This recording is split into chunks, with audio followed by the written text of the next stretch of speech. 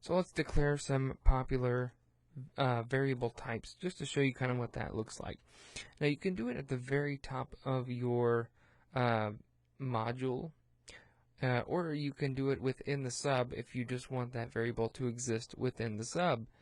And so we're going to show you kind of some of the different ways. And in the next video, after we do a little show and tell, I will show you how to make a variable last even after the sub is over. So let's dive right in. First of all, let's do a sub, and we're going to call it my variable declaration or whatever. So we're going to say in order to declare a typical variable, you start with the word dim, and we're going to dim. Let's make a variable called hi.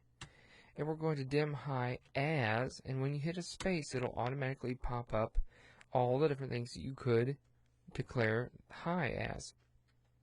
So we're going to declare hi as, how about a string? Whoops.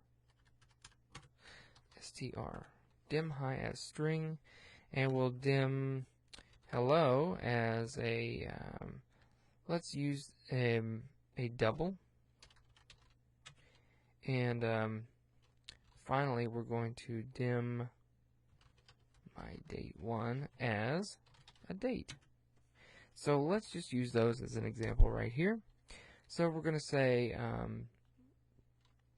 hi equals, and we see that's a string, so we're going to have that be, let's use the all famous hello world, exclamation point, end quote. And we're going to say hello. Now that looks like that's a double, so that, remember, that's a relatively long number. So and it can have decimals. So let's make that 634.85, and so that one's declared correctly. Now let's mess this one up. Okay, we're gonna say my date 1 equals the word Dan. So right off the bat, since we've declared this one as being a date, it can't contain text. It's going to get mad. Let's hit F8 to debug. Okay, so first off, hi equals, it starts out being blank even instead of saying empty because it knows it's a string, which means text.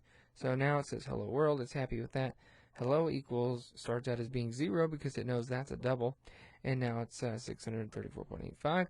And my date starts out being whatever a date is when it's blank, which is 12 midnight. So if I hit F8, it's going to say, whoa, there's a runtime error. There's a type mismatch because you already told me, Dan, that this variable is going to be a date. That's not a date. That's a word.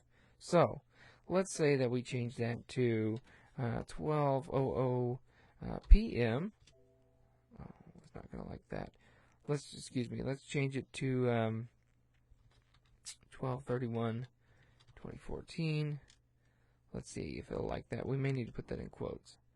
So okay, yeah, I didn't like that.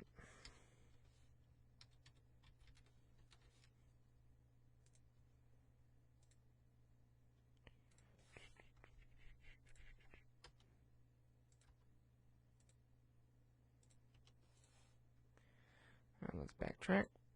Now, there we go. So now it has accepted that as a date, as you can see when we hover. So that's kind of how you can declare a variable. And when you declare the variable, as soon as you exit the sub, see I hit F8 to complete it. Now when I hover over everything, guess what? They don't have a value. In the next video, we're going to show you exactly how the value can stay whatever the value is, even if you're jumping from macro to macro within one session.